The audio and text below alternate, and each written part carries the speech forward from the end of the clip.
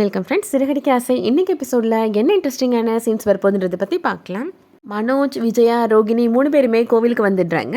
கோவிலுக்கு வர இவ்வளோ நேரமா அப்படின்னு விஜயாவோட ஃப்ரெண்டு கேட்குறாங்க.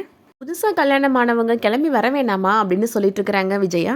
மீனாவோட அம்மா அந்த கோயிலுக்கு வெளியில் கடை போட்டிருப்பாங்களே, அந்த கோயிலுக்கு வர சொல்லாமல் நல்ல வேளை நீ இந்த கோவிலுக்கு வர சொன்ன அப்படின்னு விஜயா சொல்கிறாங்க. அந்த கோவிலில் என்னடானா சாமிக்கு அடுத்தபடியாக மீனாவில் தலையில் தூக்கி வச்சு கொண்டாடுறாங்க அப்படின்னு சொல்கிறாங்க விஜயா. ரோகிணியுமே சொல்கிறாங்க, ஆமாம் ஆண்டி, அங்கே மீனாவுக்கு மாலைலாம் போட்டு மரியாதைலாம் கொடுத்தாங்க அப்படின்னு சொல்கிறாங்க. அதெல்லாம் நம்ம வரோன்னு சொல்லி ஏற்கனவே பணம் கொடுத்து ஏற்பாடு பண்ணியிருப்பாளுங்க அவளுங்க அப்படின்னு சொல்கிறாங்க விஜயா. அதெல்லாம் ஒன்றும் இல்லை, அந்த கோவிலில் மீனாவுக்கு தனி பவர் இருக்குது அப்படின்னு பார்வதி சொல்கிறாங்க. விட்டால் கடவுளை விட மீனாவுக்கு தான் அதிகமாக பவர் இருக்குன்னு சொல்வ போல அப்படின்னு சொல்லிட்டு இருக்கிறாங்க விஜயா. அதான் என்னோட தயவில் புது மருமக வந்துட்டால, நீ எதுக்கு மீனா பற்றியே பேசிகிட்டு இருக்கிற அப்படின்னு பார்வதி சொல்கிறாங்க. பார்வதி ரோகிணிகிட்ட சொல்கிறாங்க, என்னால் உனக்கு நல்ல புருஷன், மாமியார், இந்த மாதிரி நல்ல குடும்பம் கிடச்சிருக்கு பார்த்தியா அப்படின்னு சொல்கிறாங்க. ஆமாம் ஆண்டி, இவங்க எனக்கு மாமியார் மாதிரி இல்லை, அம்மா மாதிரி இருக்கிறாங்க அப்படின்னு சொல்கிறாங்க ரோகிணி. பார்வதி மனசில் நினைக்கிறாங்க, மலேசியாவிலேருந்து சொத்து கிடைக்கணும்ல அப்படின்னு நினைக்கிறாங்க. எப்போதுமே விஜயா உன்கிட்ட அன்பாக தான் இருப்பா அப்படின்னு சொல்கிறாங்க. இதுக்கிடையில் மீனாட்ட முத்து சொல்கிறாரு, நம்ம போய் ஃபினான்ஷியர்கிட்ட பணம் கொடுத்துட்டு வந்துடலாம், நீ என் கூட வா அப்படின்னு கூப்பிடுறாரு. கோவில் வரைக்கும் போயிட்டு வந்துடலாம் அப்படின்னு சொல்கிறாரு. பணம் கொடுக்கணுன்னா நீங்கள் போய் கொடுக்க வேண்டியதானே, என்ன எதுக்காக கூப்பிடுறீங்க அப்படின்னு மீனா கேட்குறாங்க. கேள்வி கேட்டுகிட்டே இருப்பியா, போகிற வழியில் நான் சொல்கிறேன் வா மீனா அப்படின்னு சொல்கிறாரு முத்து.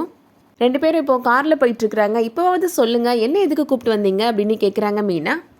முத்து சொல்கிறாரு, அந்த ஃபினான்ஷியர் ரொம்ப கராரான ஆள், ஆனால் வாரத்தில் ஒரு நாள் செவ்வாய்க்கிழமை மட்டும் அவர் சாந்தமாக இருப்பார் அப்படின்னு சொல்கிறாரு. ஏன்னா அவர் கோவிலில் அங்க பிரதர்ஷனம் பண்ணிகிட்ருப்பாரு அப்படின்னு சொல்கிறாரு. நீ நேராக அவரை போய் பார்த்து நான் முத்துவோட பொண்டாட்டி மீனா அப்படின்னு சொல்லு அப்படின்னு சொல்கிறாரு. அவர் வெளியூர் போயிருக்காரு, வாடகை பணத்தில் பாதி பணம் இருக்குது, அவர் வந்ததுக்கப்புறம் மீதி பணம் கொடுப்பாருன்னு சொல்லிடு அப்படின்னு சொல்கிறாரு. பொய் சொல்லணுமா அப்படின்னு மீனா கேட்குறாங்க. ஏன் நீ பொய்யெல்லாம் சொல்ல மாட்டியா அப்படின்னு முத்து கேட்குறாரு. அப்படிலாம் இல்லைங்க, நான் பொய் சொன்னால் பதட்டமாயிருவேன், அதனால தான் அப்படின்னு சொல்கிறாங்க மீனா. நான் சொன்னதை மட்டும் சொல்லிவிட்டு அப்படியே அங்கேருந்து நிற்காமல் வந்துடு அப்படின்னு சொல்கிறாரு முத்து. கோவில் வாசலுக்கு வந்துடுறாங்க. பரவாயில்லையே, இந்த கோவில் ரொம்ப விசேஷமாக இருக்கும் போலையே, நிறைய கூட்டம் இருக்குது இப்போவே அப்படின்னு சொல்கிறாங்க மீனா. முத்து சொல்கிறாரு, அது ரொம்ப முக்கியமாக பாதி பேர் அந்த ஃபினான்ஷியருக்கு வட்டி கொடுக்க வந்தவங்களாக தான் இருப்பாங்க அப்படின்னு சொல்கிறாரு. நீ ஆளை மாற்றிலாம் காசு கொடுத்துடாத, நானே வந்து உனக்கு அடையாளம் காமிக்கிறேன் அப்படின்னு சொல்கிறாரு முத்து. இந்த ஃபினான்ஷியர்கிட்ட காசு கொடுக்குறவங்கலாம் காசு கொடுத்துட்டு அவரோட காலை தொட்டு கும்பிட்டுருக்குறாங்க.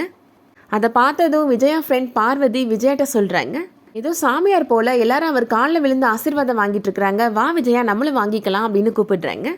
விஜயா அங்கே போய் பார்க்குறாங்க. அந்த ஃபினான்ஷியரை பார்த்த உடனே வேகமாக ஓடி போயிடுறாங்க. விஜயா மேடம் நில்லுங்க அப்படின்னு அந்த ஃபினான்ஷியர் கூப்பிட்டுருக்கிறாரு. நீ ஏதாவது பேசி சமாளிச்சிரு பார்வதி அப்படின்னு சொல்லிட்டு விஜயா அங்கேருந்து போயிடுறாங்க. அந்த ஃபினான்ஷியர், என்னம்மா வாங்கின மாதமே வட்டி கட்டவே இல்லை, அந்த அம்மா ஓடி ஒளியிறாங்க அப்படின்னு கேட்குறாரு. பார்வதி சொல்கிறாங்க, அது ஒன்றும் இல்லை, அவளோட புருஷனுக்கும் பிள்ளைகளுக்கும் தெரியாமல் வீட்டு பத்திரத்தை வச்சு பணம் வாங்கியிருக்கிறா அப்படின்னு சொல்கிறாங்க. வீட்டுக்கு தெரியாமல் பணம் வாங்கியிருக்கிறாளா, நாளை பின்ன பிரச்சனையாச்சுன்னா நான் என்ன பண்ணுறது, கோர்ட்டு கேஸுன்னு தெரிய முடியுமா அப்படின்னு கேட்குறாரு அந்த ஃபைனான்ஷியர். அந்த அம்மாவோட புருஷன் பிள்ளைகள் எல்லாருமே வந்து நாளைக்கு ஆஃபீஸில் வந்து சைன் போடணும் அப்படின்னு சொல்கிறாரு. அம்மாட்ட போய் சொல்லுங்க அப்படின்னு சொல்கிறாரு. சொல்லிடுறேன் அப்படின்னு சொல்லிட்டு பார்வதி போகிறாங்க. ஆனால் பார்வதி விஜயா பேசிகிட்டு இருக்கும்போதே அந்த ஃபினான்ஷியர் வந்துடுறாரு. என்னம்மா வீட்டுக்கு தெரியாமல் பணம் வாங்கியிருக்கிறீங்களா நீங்கள் அப்படின்னு கேட்குறாரு அவர். விஜயா சொல்கிறாங்க, அந்த வீடு என் பேரில் தான் இருக்குது, மற்றபடி என் புருஷன் பேரை நான் சும்மா தான் சேர்த்துருக்குறேன் அப்படின்னு சொல்கிறாங்க. எனக்கு அதெல்லாம் தெரியாது, இன்றைக்கே உன்னோட புருஷன் பிள்ளைகளை வந்து என்னோட ஆஃபீஸில் சைன் பண்ண சொல்லு அப்படின்னு சொல்கிறாரு அவர். இன்றைக்கி வர முடியாது அப்படின்னு விஜயா சொல்கிறாங்க. நாளைக்கு எல்லாருமே வந்து சைன் போட்டாகணும் அப்படின்னு அந்த ஃபினான்ஷியர் சொல்லிடுறாரு. பார்வதிட்டையுமே சொல்கிறாரு, நீங்களும் தான் சைன் பண்ணி கொடுத்துருக்குறீங்க, இவங்க பணம் கொடுக்கலன்னா உங்கள் வீட்டையும் சேர்த்து பிடுங்கிடுவேன் அப்படின்னு சொல்லிட்டு போகிறாரு. அவ்வளோதானா, எல்லாம் போச்சு அப்படின்னு புலம்பிட்டு இருக்கிறாங்க பார்வதி. இதுக்கிடையில் மீனா அந்த ஃபைனான்ஷியரை பார்த்து பணம் கொடுக்குறாங்க. நான் முத்துவோட பொண்டாட்டி மீனா வாடகைக்கான பணத்தை கொடுக்க சொன்னார், பாதி பணம் தான் இருக்குது அப்படின்னு சொல்கிறாங்க. நீ வந்து என்ன புதுசாக கொடுக்குற, முத்து எங்கே அப்படின்னு கேட்குறாரு அவர் அப்படின்னு ஏதோ சொல்ல வராங்க மீனா. அதுக்குள்ளே அங்கே முத்து நிற்கிறத அந்த ஃபினான்ஷியர் பார்த்துடுறாரு. என்னப்பா முத்து அங்கே நின்றுட்டுருக்குற, நான் தான் உன்னை பார்த்துட்டேன், இங்கே வா அப்படின்னு கூப்பிடுறாரு. என்ன புதுசாக பொண்டாட்டிகிட்ட பணம் கொடுத்து அனுப்புகிற, மீதி பணம் எங்கே அப்படின்னு கேட்குறாரு. சவாரிக்கு போக வேண்டியது இருந்துச்சுனே, அதனால தான் அப்படின்னு முத்து சொல்கிறாரு.